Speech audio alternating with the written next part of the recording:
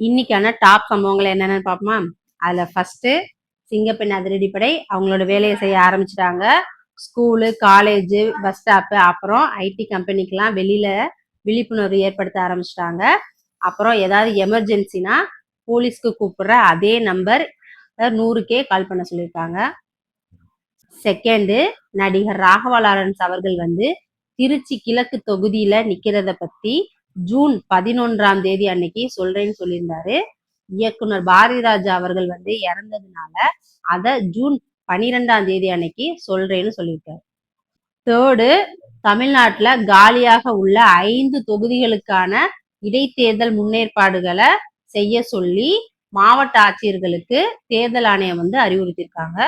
4வது, இன்னைக்கு ரொம்ப பெரிய சர்ச்சையா போயிட்டு இருந்தது பாலிமர் நியூஸ், தமிழ் நியூஸ், அப்புறம் ஜனம் நியூஸ். இந்த 3 நியூஸ் சேனலும் கடந்த 5 நாட்களா அரசு கேபிள்ல தெரியல அப்படின்னு சொல்லியிருக்காங்க.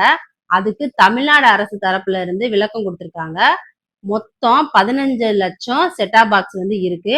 அதுல 12 லட்சம் அரசு செட்டாப் பாக்ஸ்ல இந்த 3 நியூஸ் சேனலும் தெரியல.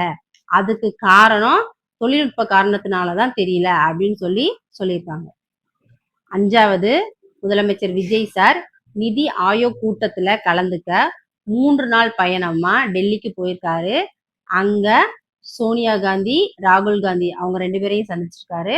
அப்புறம் குடியரசுத் தலைவர், துணை குடியரசுத் தலைவர் அவங்களையும் சந்திச்சிருக்காரு. 6வது, இன்னைக்கான முக்கிய நிகழ்வு உங்க எல்லாருக்குமே நல்லா தெரியும்.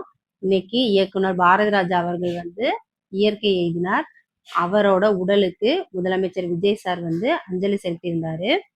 அது மட்டும் இல்லாம எல்லா நடிகர்களும் அப்புறம் மு.க. ஸ்டாலின் அவர்களும் போய் அஞ்சலி செலுத்தியிருப்பாங்க.